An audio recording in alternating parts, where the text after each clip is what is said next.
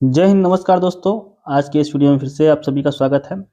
आज फिर से हम आगे के करंट अफेयर की बात करने वाले हैं, जो कि 11 से 25 जनवरी तक हम कवर करने वाले हैं। ये जो करंट अफेयर हैं वो आरक्षक भर्ती हो, आने वाली व्यापम की भर्ती है, सभी के लिए बहुत महत्वपूर्ण होने वाला है। लेकिन हम जो सीरीज चला रहे हैं वो आरक्षक भर्ती की चला रहे हैं, इसलिए हम इसमें आगे देखते हैं। चलिए प्रश्न लेते हैं, और जो सबसे इम्पोर्टेंट प्रश्न है 1 से 25 जनवरी के बीच करंट अफेयर को, उनको देखना शुरू करते हैं। चलिए, आज का हमारा पहला प्रश्न है, इस वर्ष गणतंत्र दिवस समारोह के मुख्य अतिथि कौन है? आपके ऑप्शन है Emmanuel Macron, Joe Biden, Abdul Fattah al Sisi या ऋषि सुनक।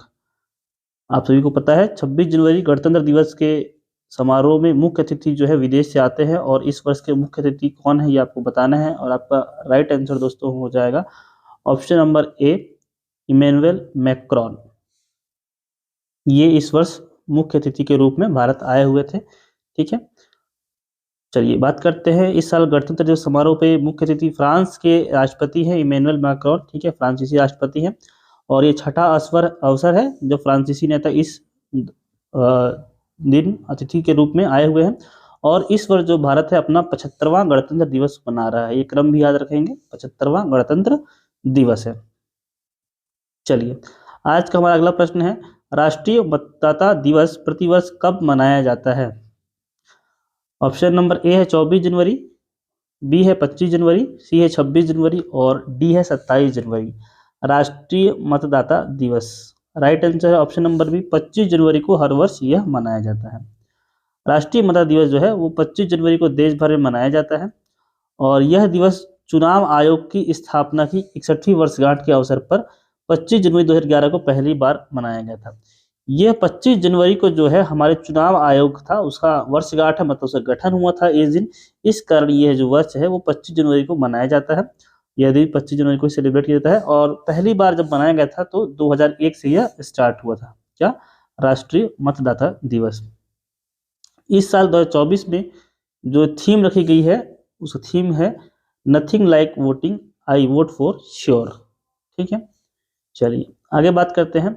किसने कौशल विकास और उद्यमिता मंत्रालय की नई बिल्डिंग कौशल भवन का उद्घाटन किया है? ऑप्शन है आपके पास द्रौपदी मुर्मू, बी ऑप्शन है अमित शाह, सी ऑप्शन है राजनाथ सिंह या डी ऑप्शन है एस जयशंकर। तो करंट अफेयर का प्रश्न है, सभी करंट अफेयर बहुत महत्वपूर्ण है। जो मैं प्रश्न लेकर के आया हूँ डायरेक्टली एग्जाम में आपसे निश्चित रूप से पूछ जा सकते हैं।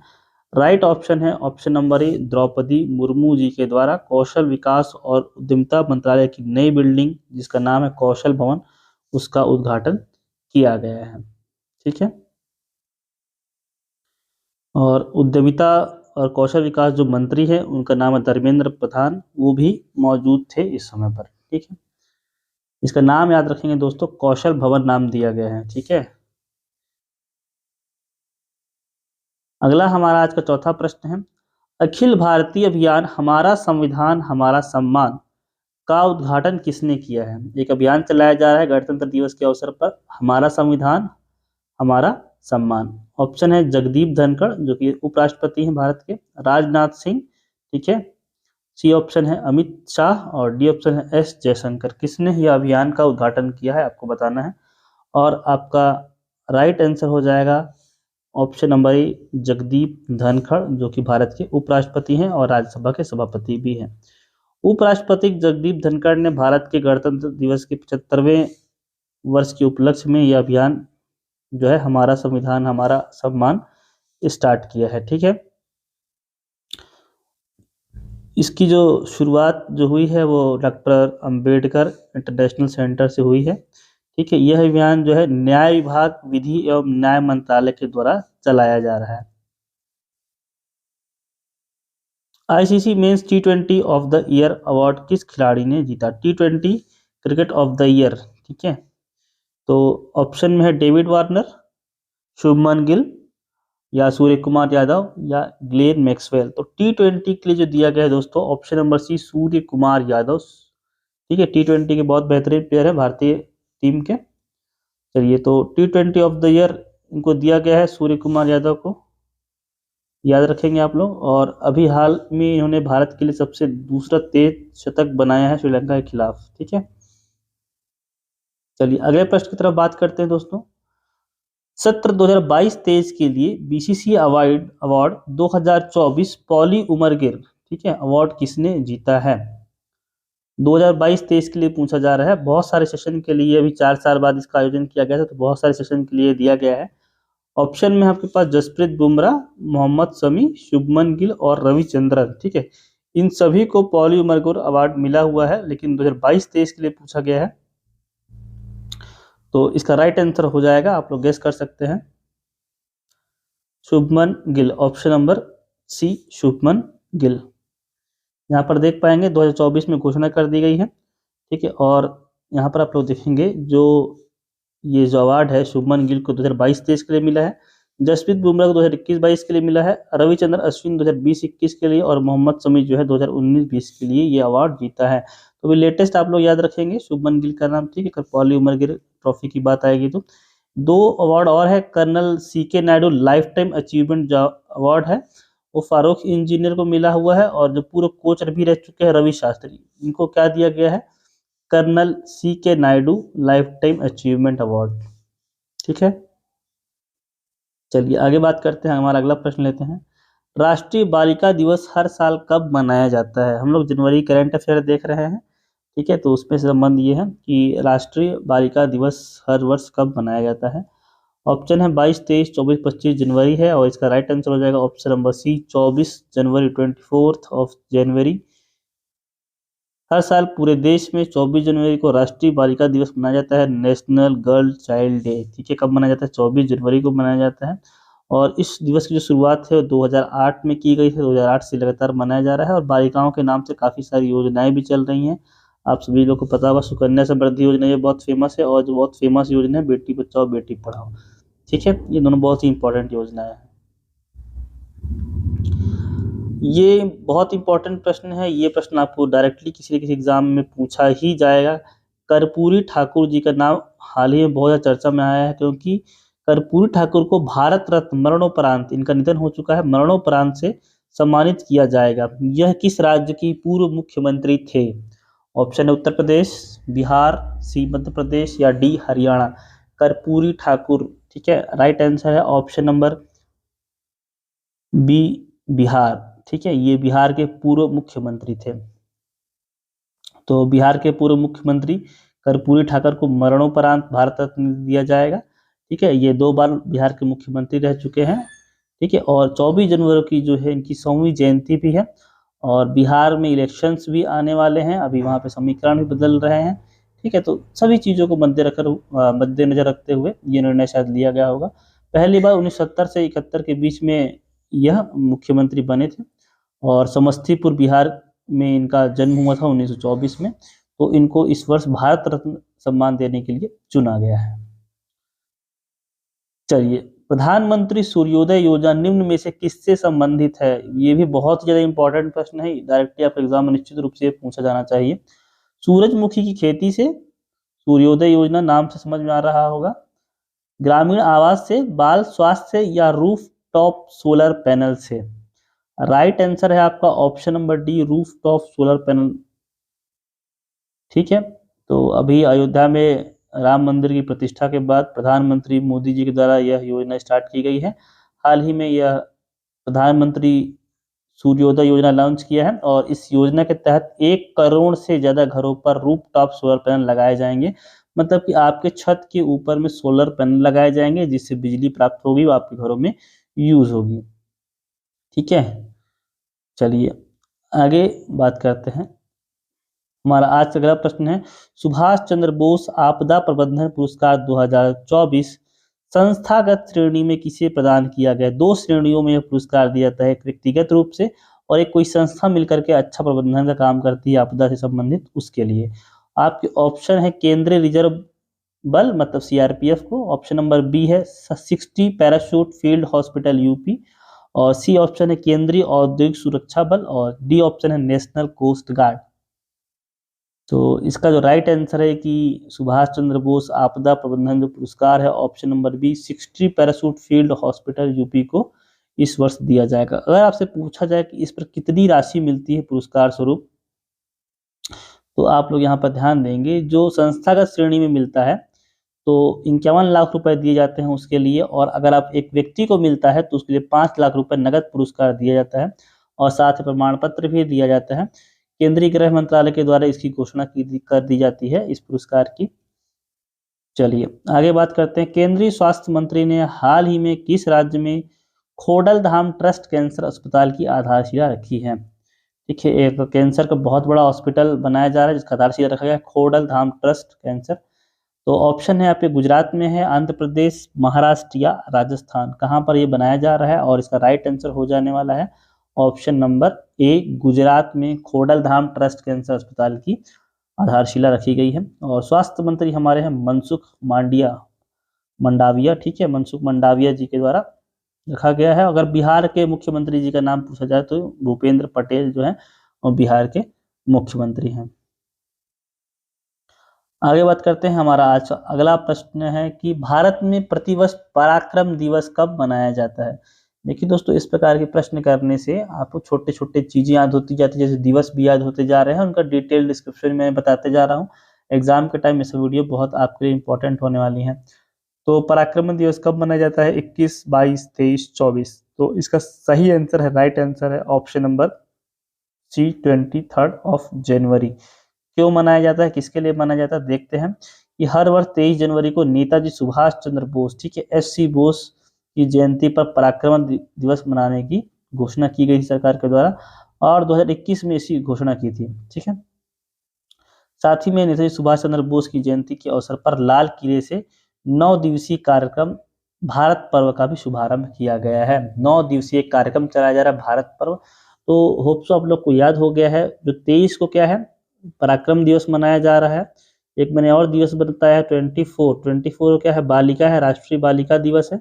ठीक है, और 25 को कौन सा दिवस मैंने आप लोग को बताया है? 25 को हमारा जो दिवस है वो है मतदाता दिवस। क्या दिवस है? मतदाता दिवस। तो इस प्रकार से आपको धीरे धीरे सारी चीजें याद होती चली जाएंगी, है ना, रिवीजन भी करते रहेंगे साथ साथ में।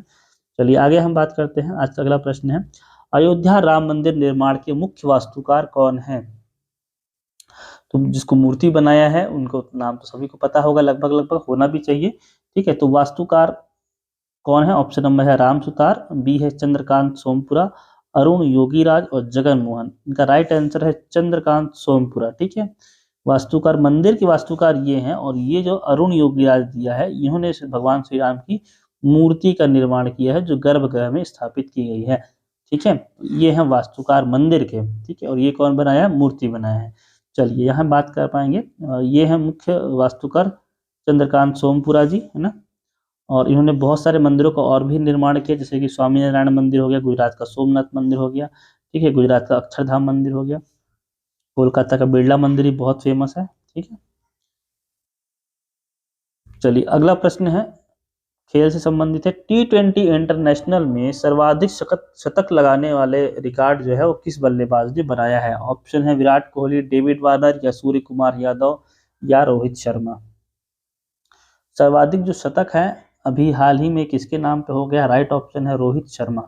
T20 इंटरनेशनल में है। ठीक है, IPL की बात नहीं हो रही है, T20 इंटरनेशनल है। ठीक है, तो सर्वाधिक जो शतक है वो रोहित शर्मा के नाम हो गए हैं। इनके नाम पे 5 शतक हो गए हैं। कितने शतक हो गए हैं? 5 शतक।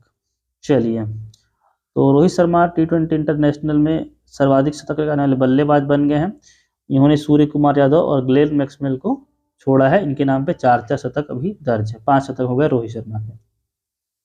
अगला प्रश्न की तरफ चलते हैं। अगले प्रश्न की तरफ, समुद्री अभ्यास अत्युत्या अत्युत्या ये जो दिखा हुआ है अत्युत्या भारत और किस देश की नौसेना के बीच आयोजित किया जाता है? ऑप्शन नंबर है थाईलैंड, बी है जापान, सी है वियतनाम या डी है फ्रांस। राइट आंसर दोस्तों आपका हो जाएगा ऑप्शन नंबर ए, थाईलैंड।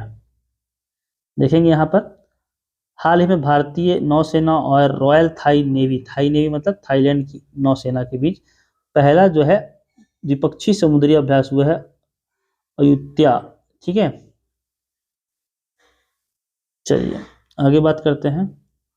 BR अम्बेडकर की 125 फीट ऊंची कांस्य प्रतिमा का उद्घाटन किस राज्य में किया गया है? डॉक्टर BR अम्बेडकर की 125 फीट ऊंची प्रतिमा बनाई गई है। ऑप्शन है बिहार, राजस्थान, आंध्र प्रदेश या उत्तर प्रदेश। राइट आंसर आप लोग गेस कर सकते हैं, ऑप्शन नंबर सी आंध्र प्रदेश इसका राइट आंसर हो जाएगा। देखेंगे आंध्र प्रदेश के मुख्यमंत्री हैं वाई.एस. जगन मोहन रेड्डी, और विजयवाड़ा के स्वराज मैदान में बी.आर. अम्बेडकर की 125 फीट ऊंची कांस्य की प्रतिमा का उद्घाटन किया है। पूरी प्रतिमा कांस्य की बनाई गई है, विजयवाड़ा में स्थापित की गई है। और इस प्रतिमा को क्या नाम दिया गया? सामाजिक न्याय की प्रतिमा। ठीक है, क्या नाम दिया गया है? सामाजिक न्याय की प्रतिमा। अगले प्रश्न की तरफ चलते हैं दोस्तों। फोर्ब्स की हाल की रिपोर्ट के अनुसार दुनिया की सबसे मजबूत करेंसी कौन सी है? ठीक है, जितने पैसे चल रहे हैं वर्ल्ड में सबसे इंपॉर्टेंट मजबूत मतलब स्ट्रॉन्ग करेंसी किसकी है? ऑप्शन में है बहरीनी दिनार, कुवैती दिनार, यूरो या यूएस डॉलर। तो राइट आंसर हो जाएगा ऑप्शन नंबर बी, कुवैती दिनार। कुवैती दिनार इस समय सबसे मजबूत करेंसी है। अगले प्रश्न की तरफ चलेंगे, थोड़ा सा डिटेल देखते हैं कि अभी फोर्ब्स ने एक रिपोर्ट जारी करी है, सबसे ताकतवर करेंसी कौन सी है? कुवैती दिनार की है। ठीक है, जो बहरीन की जो करेंसी है बहरीनी दिनार वो दूसरे स्थान पर है, और ओमानी जो रियाल है वो तीसरे स्थान पर है। ठीक है, और जो सर्वाधिक जो कारोबार किस करेंसी में किया जाता है तो वो डॉलर नहीं है दोस्तों, याद रखेंगे यूरो, जो कि 9वें स्थान पर है, और यूएस का जो डॉलर है वो 10वें स्थान पर है मजबूती के आधार पर। अगर हम बात करें तो संयुक्त राष्ट्र जो है वो वर्तमान में 180 देशों की मुद्राओं को लीगल टेंडर के रूप में मान्यता देता है खरीदी बिक्री करने के लिए। ठीक है, जो भी चीज के लिए कुल मिलाकर के 180 देश ऐसे हैं जिनकी मुद्राओं को संयुक्त राष्ट्र के द्वारा लीगल टेंडर प्राप्त है। अगले प्रश्न की तरफ चलते हैं। एशिया के सबसे बड़े विमानन एक्सपो विंग्स इंडिया 2024 का आयोजन कहाँ किया जा रहा है? ठीक है, ऑप्शन है लखनऊ, जयपुर, चेन्नई या ऑप्शन नंबर डी हैदराबाद। कहाँ पर इसका आयोजन किया जा रहा है आपको बताना है, और इसका राइट आंसर है option number D Hyderabad. Hyderabad में यह आयोजन किया जा रहा है। यहाँ पर आप लोग देख पाएंगे केंद्रीय नागरिक उड्डयन मंत्री कौन है? मंत्री लोग का नाम भी आप लोग साथ साथ में याद करते रहेंगे, ज्योतिरादित्य सिंधिया। ठीक है, कहाँ पर? हैदराबाद के बेगमपेट हवाई अड्डे पर एशिया के सबसे बड़े जो विंग्स इंडिया है विमान एक्सपो है उसका उद्घाटन किया है। ठीक है, इस कार्यक्रम में और भी बहुत सारे लोग शामिल हुए थे। अगला प्रश्न है, भारत की पहली सौर ऊर्जा से चलने वाली नाव का संचालन किस नदी पर किया जाएगा? भारत की पहली सौर ऊर्जा से चलने वाली नाव जो है वो किस नदी पर उतारी जा रही है? ऑप्शन है यमुना नदी, बी गंगा नदी, सी घाघरा नदी और डी सरयू नदी। तो ऑप्शन नंबर जो डी है वो राइट आंसर है आपका, सरयू नदी में इस प्रकार का जो नाव है वो उतारी जाएगी। अब बात करते हैं भारत में पहली बार उत्तर प्रदेश के अयोध्या में से जो सरयू नदी है, यहाँ से आप लोग को ये मालूम चल रहा होगा जो अयोध्या है वो किस नदी के किनारे स्थित है? सरयू नदी के किनारे स्थित है। ठीक है, इसके द्वारा चलाया जा रहा है उत्तर प्रदेश नवीन एवं नवीनीकरण ऊर्जा एजेंसी यूपी नेडा के द्वारा यह प्रोजेक्ट जो है वो चालू किया जाएगा। चलिए आगे बात करते हैं, आज का 20वां और अंतिम प्रश्न लेते हैं। विश्वनाथ आनंद को पीछे छोड़ते हुए भारत के नंबर 1 शतरंज खिलाड़ी कौन बने हैं? हाल ही में यह काम हुआ है। ऑप्शन नंबर ए है रमेश बाबू प्रज्ञानंद, बी ऑप्शन है गुकेश डी, विदित गुजराती या पेंटाला हरिकृष्णा। राइट ऑप्शन है दोस्तों ऑप्शन नंबर ए रमेश बाबू प्रज्ञानंद। ठीक है, तो ये जो है अभी शतरंज के नंबर 1 खिलाड़ी बने हुए हैं। जो शतरंज खिलाड़ी हैं प्रज्ञानंद नीदरलैंड में आयोजित हुई थी टाटा स्टील मास्टर्स विश्व शतरंज जो चैंपियनशिप, तो उन्होंने डिंग लीरेन को हरा दिया है, और इस जीत के साथ जो प्रज्ञानंद है विश्वनाथ आनंद के बाद मौजूदा चैंपियन को हराने वाले दूसरे भारतीय बन गए हैं। लाइव स्ट्रीमिंग रेटिंग के आधार पर अगर देखेंगे हम लोग तो ये आनंद को पछाड़कर भारत के नंबर 1 खिलाड़ी हैं। ठीक है, लाइव रेटिंग के मामले में। तो दोस्तों आज जो टॉप 20 क्वेश्चन थे मैंने आप लोग के लिए लेकर के आए थे, इस प्रकार से मैं आगे भी आप सभी लोग के वीडियो लेके आते रहूँगा। छत्तीसगढ़ या इंडिया की किसी भी एग्जाम की आप तैयारी कर रहे हैं तो हमारे चैनल को सब्सक्राइब कर सकते हैं अगर आपको हमारी वीडियो पसंद आई हो तो। दोस्तों आज के इस वीडियो में इतना ही रखता हूँ, मिलता हूँ आपसे अगले वीडियो में, तब तक धन्यवाद, जय हिंद।